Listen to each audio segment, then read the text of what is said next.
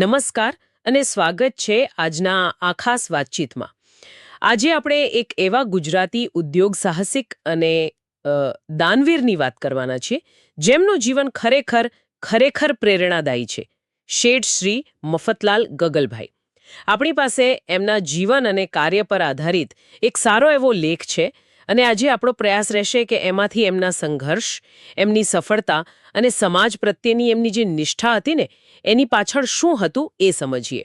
આ ખાલી એક જીવનગાથા નથી, પણ એક આખો યુગ સમજવાનો પ્રયાસ છે એમ કહી શકાય. બિલકુલ સાચી વાત છે.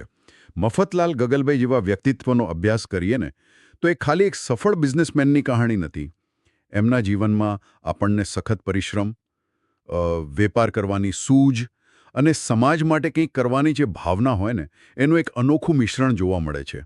અને એમની આખી જે યાત્રા છે એને આપણે 20મી સદીની શરૂઆતનું ભારત, ખાસ કરીને ગુજરાતનું જે સામાજિક અને આર્થિક વાતાવરણ હતું એના સંદર્ભમાં જોવું પડે, કારણ કે એનાથી એમના ઘડતર પર બહુ અસર પડી. તો ચાલો શરૂઆત કરીએ એમના મૂળથી જ. મફતલાલનો જન્મ 22 જૂન 1873 અમદાવાદમાં દરિયાપુર વિસ્તાર છે ને ત્યાં રૂપાપરી નામની એક સાવ નાની સામાન્ય પોળ, ત્યાં એમનું બાળપણ ગયું. જરા વિચારો, એમના પિતાજી ગગનભાઈ એ જાતે કાપડ વણતા, પછી એનું પોટલું બનાવે, ખભે મૂકે અને પોળોમાં ફરી ફરીને વેચે. એ રીતે માંડ માંડ ઘર ચાલતું હતું. આવી પરિસ્થિતિમાં મફતલાલ મોટા થયા. અને આ પરિસ્થિતિ કદાચ એ જ એમની પહેલી અને સૌથી મોટી પાઠશાળા બની ગઈ. લેખમાં લખ્યું છે કે ખાલી 13 વર્ષના હતા ત્યારથી પિતાજી સાથે કાપડ વેચવાના કામમાં લાગી ગયા. ખભે પોટલું લઈને અમદાવાદની પેલી સાંકડી ગલીઓમાં ફરવાનું. આ અનુભવે એમને નાની ઉંમરમાં જ વેપાર શું છે, ગ્રાહકને કેમ સમજવો અને સૌથી અગત્યનું મહેનત શું ચીજ છે એ બધું શીખવી દીધું. ભણતર તો જુઓ ખાલી 7 ધોરણ સુધી જ, પણ જીવનનું શિક્ષણ અહીંથી ચાલુ થયું. હા, અને એ જ નવાઈ લાગે કે 7 ચોપડી ભણેલો છોકરો પછીથી આટલું મોટું સામ્રાજ્ય કઈ રીતે ઊભું કરી શક્યો. પણ લેખમાં એવું છે કે એ જમાનામાં જરૂર પડે એટલું અંગ્રેજી વાંચી અને બોલી શકતા, જે પણ કંઈ નાની વાત નહોતી ત્યારે. પણ એમનામાં જે કોઠાસૂઝ હતી ને, જે વ્યાવસાયિક સમજ હતી, એ ગજબની હતી. ભણવાનું પડતું મૂકીને પિતાજીને મદદ કરવા લાગ્યા અને કાપડ બને કેવી રીતે એ સમજવા માટે એક મિલમાં કારકુન તરીકે નોકરી પણ લીધી. આ કેટલું રસપ્રદ છે, એક બાજુ શેરીઓમાં વેચાણ ને બીજી બાજુ મિલમાં ઉત્પાદનનો અનુભવ. બરાબર. આ બેવડો અનુભવ જ એમની સફળતાનો પાયો બન્યો એમ કહી શકીએ. એમને આખી પ્રોસેસ ખબર પડી ગઈ, કાપડ બનવાથી લઈને વેચાવા સુધી. પ્રોડક્શનમાં શું તકલીફ પડે, માર્કેટમાં ગ્રાહક શું માંગે છે, ભાવતાલ કેવી રીતે કરવા, આ બધું પ્રેક્ટિકલી શીખ્યા. મોટાભાગના લોકો કાં તો ઉત્પાદન જાણે કાં તો વેચાણ. બંને પર આટલી પકડ હોવી એ એમની તાકાત હતી. અને શરૂઆતનો જે સંઘર્ષ હતો એનાથી એમનામાં જે જીદ આવી, જે મહેનત કરવાની ધરશ પેદા થઈ, એ જ એમને આગળ લઈ ગઈ. અને પછી આવ્યો એમના જીવનનો ટર્નિંગ પોઈન્ટ, વર્ષ 1905. ત્યારે એમની ઉંમર લગભગ 31 વર્ષની હશે. અહીંથી એમની ઉદ્યોગ સાહસિક તરીકેની ખરી શરૂઆત થઈ. એમના એક મિત્ર હતા ચંદુલાલ અચરતલાલ મહાદેવિયા. એમણે 3.5 લાખ રૂપિયાનું રોકાણ કર્યું. એ જમાનામાં તો આ બહુ જ મોટી રકમ કહેવાય. હા, ખરેખર બહુ મોટી રકમ. અને એટલું જ નહીં, આ સાહસમાં એક અંગ્રેજ પણ જોડાયા, કોલિન્સ શોરોક.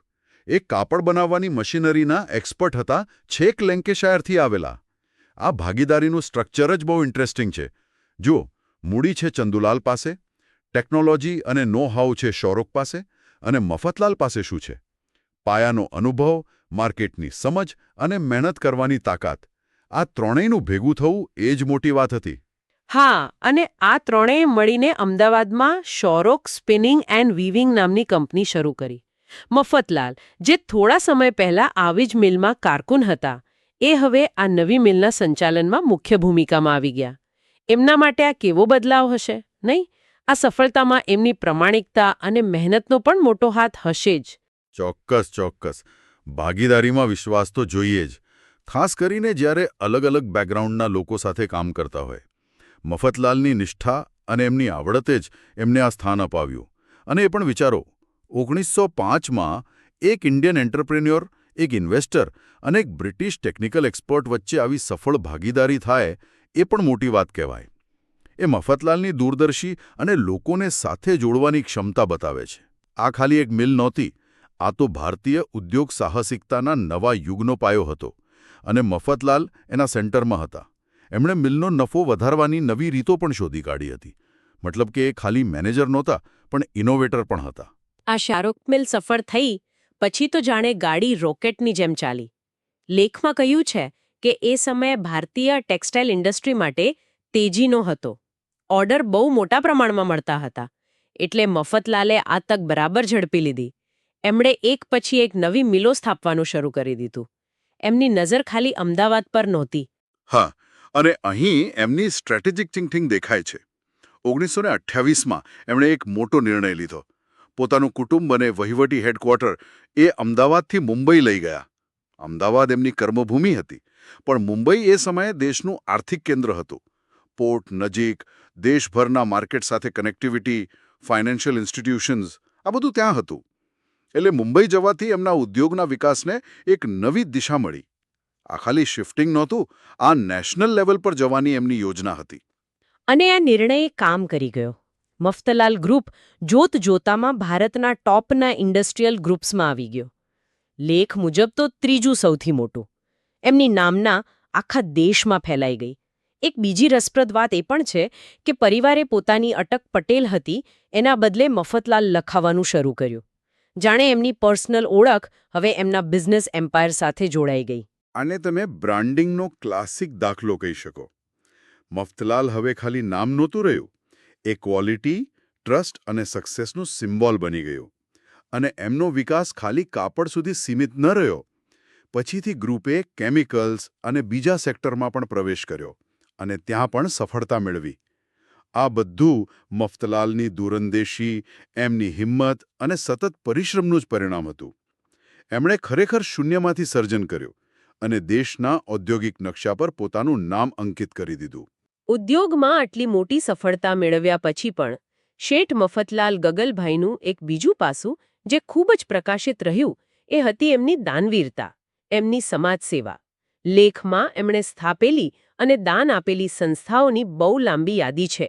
અમદાવાદનું જમનાબાઈ સરસ્વતી મંદિર, જીવકોરબેન મહિલા મંદિર, મફતલાલ ગગલભાઈ સાયન્સ કોલેજ. હા, અને ઊંઝાની ગર્લ્સ હોસ્ટેલ અને સ્કૂલો, કડીની સર્વ વિદ્યાલય હાઈસ્કૂલ, મુંબઈની ભગુભાઈ મફતલાલ પોલિટેકનિક અને પેલું ચોપાટી પરનું હિન્દુ સ્નાનાગાર, નડિયાદનું કન્યા કેળવણી મંડળ, ઘણી બધી છે. આ લિસ્ટ જોઈએ ને તો એક પેટર્ન દેખાય છે. એમનું મુખ્ય ફોકસ શિક્ષણ પર હતું અને એમાં પણ ખાસ કરીને કન્યા કેળવણી પર. અને બીજું સામુદાયિક વિકાસ. એમને કદાચ સમજાયું હશે કે સમાજને આગળ વધારવો હોય તો શિક્ષણ એ પાયો છે. બરાબર. એટલે ખાલી પૈસા કમાવવા એ જ ધ્યેય નહોતો. સમાજ પાસેથી લીધું એ સમાજને પાછું આપવાની ભાવના એમનામાં બહુ પ્રબળ હતી. અને આટલી બધી સંપત્તિ છતાં લેખમાં એમની સાદગીનો પણ ઉલ્લેખ છે. કહે છે કે ધનનો જરાય અહંકાર નહોતો. આ કેવી રીતે શક્ય બને? આ જ તો એમની ખાસિયત હતી. કદાચ એમનું જે સંઘર્ષમય બાળપણ હતું ને, એના અનુભવોએ એમને હંમેશા જમીન સાથે જોડી રાખ્યા. સફળતાના શિખરે પહોંચીને પણ સાદગી જાળવવી એ ખરેખર અસાધારણ વાત છે. એ બતાવે છે કે એમના માટે મૂલ્યો અને સિદ્ધાંતો સંપત્તિ કરતાં વધુ મહત્વના હતા. એમની નમ્રતા, એમની સાદગી એ જ એમની સાચી ઓળખ હતી. અને આ સમાજ પ્રત્યેની લાગણી ખાલી એમના સુધી જ નહોતી. એમના દીકરા પ્રાણસુખલાલ મફતલાલ એમણે પણ 1918માં કડવા પાટીદાર પરિષદનો પહેલો મહોત્સવ હતો એમાં પ્રમુખનું સ્થાન શોભાવ્યું હતું. આ કડવા પાટીદાર પરિષદ એટલે જ્ઞાતિના સુધારા માટેનું એક મોટું પ્લેટફોર્મ હતું, બરાબર ને? હા, બિલકુલ.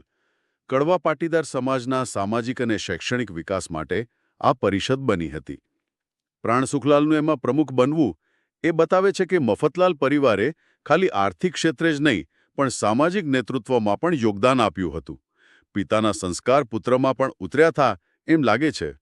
હવે થોડી વાત એમના પરિવાર અને વારસાની કરીએ. એમના પત્ની જીવકોરબેન, જેમના નામે પણ સંસ્થાઓ ચાલે છે.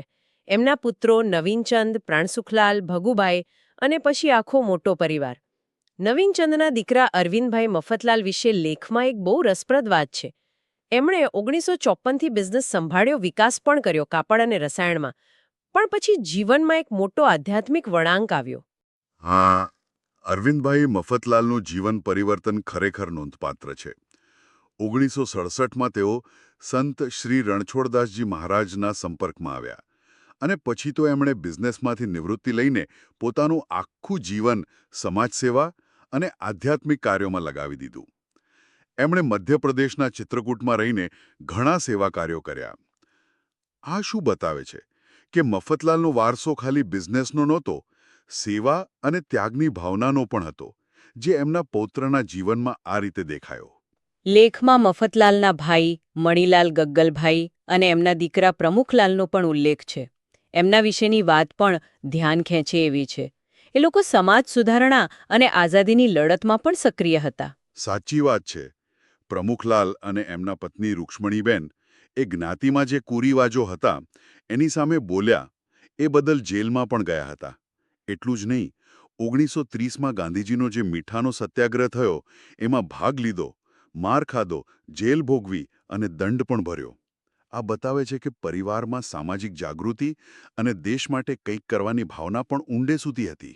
અને પ્રમુખલાલ તો હોમિયોપેથી પણ જાણતા હતા અને સેવાભાવથી દરિયાપુરમાં ક્લિનિક ચલાવતા હતા. એમના દીકરા પંકજના નામે, જેનું અકાળે અવસાન થયેલું, પંકજ ક્લિનિક. આ તો એકદમ નિસ્વાર્થ સેવા કહેવાય. બિલકુલ. એટલે જ્યારે આપણે મફતલાલ ગગલભાઈના વારસાની વાત કરીએ છીએ ત્યારે એમાં ખાલી એમનું ઇન્ડસ્ટ્રીયલ એમ્પાયર નથી આવતું. એમાં સખત મહેનત છે, દૂરદેશી છે, બિઝનેસ કરવાની આવડત છે, ઉદાર હાથે દાન કરવાની વૃત્તિ છે, અંગત જીવનમાં સાદગી છે, સામાજિક જવાબદારીની ભાવના છે અને દેશપ્રેમ પણ છે. આ બધા મૂલ્યો ભેગા મળે છે અને આ મૂલ્યો એમની પછીની પેઢીઓમાં પણ અલગ અલગ રીતે જીવંત રહ્યા. ભલે તે અરવિંદભાઈની આધ્યાત્મિક સેવા હોય કે પ્રમુખલાલની સામાજિક સક્રિયતા અને નિસ્વાર્થ સેવા. તો આજના આ ઊંડાણપૂર્વકના વિશ્લેષણના અંતે આપણે કહી શકીએ કે શેઠ શ્રી મફતલાલ ગગલભાઈની જીવનયાત્રા એ શૂન્યમાંથી સર્જનની, સંઘર્ષમાંથી સફળતાની અને સંપત્તિમાંથી સેવાની એક અદ્ભુત પ્રેરણાદાયી ગાથા છે. અમદાવાદની પોળમાં કાપડ વેચતા એક છોકરાથી શરૂ કરીને ભારતના ટોચના ઉદ્યોગપતિ અને મહાન દાનવીર બનવા સુધીની એમની સફર ખરેખર અને કમાલની છે. 19 જુલાઈ 1944ના રોજ એમનું અવસાન થયું, પણ એમનું કાર્ય અને એમના મૂલ્યો આજે પણ આપણી વચ્ચે જીવંત છે. એમની અસર ખરેખર બહુ મોટી હતી. એક એવા દીવા જેવા હતા જેમણે ખાલી પોતાનો રસ્તો જ રોશન ન કર્યો, પણ હજારો લોકોના જીવનમાં આશા અને પ્રેરણાનું અજવાળું પાથર્યું. એમની કહાણી એ વાતનો જીવતો જાગતો પુરાવો છે કે જો સપના જોવાની હિંમત હોય અને એને સાકાર કરવા માટે પરસેવો પાડવાની તૈયારી હોય તો કોઈ પણ મુશ્કેલી તમને રોકી શકતી નથી. એમનું જીવન અને કાર્ય આજના યુવાનો માટે પણ એટલું જ મહત્વનું છે. શેઠ શ્રી મફતલાલ ગગલભાઈના જીવન પરની આ વિસ્તૃત ચર્ચાને આપણે અહીં વિરામ આપીએ છીએ. હા, અને શ્રોતાઓ માટે એક અંતિમ વિચાર સાથે સમાપન કરીએ. જુઓ, મફતલાલે પોતાનું સામ્રાજ્ય અને સેવા કાર્ય એક અલગ જમાનામાં કર્યું. બ્રિટિશ રાજનો અંત અને આઝાદીની શરૂઆતનો સમય. આજનું વિશ્વ, આજનું બજાર, સમાજ બધું બહુ બદલાઈ ગયું છે. તો વિચારવા જેવો સવાલ એ છે કે આજના યુગમાં, આજના પડકારો વચ્ચે બિઝનેસમાં સફળતા અને સમાજ પ્રત્યેનું યોગદાન, આ બંને વચ્ચે મફતલાલ જેવો બેલેન્સ કેવી રીતે સ્થાપી શકાય? એમના કયા મૂલ્યો આજે પણ એટલા જ ઉપયોગી અને પ્રેરક સાબિત થઈ શકે છે? કદાચ આ પ્રશ્ન પર વિચાર કરવાથી આપણને વર્તમાન માટે કોઈ નવી દિશા મળી શકે.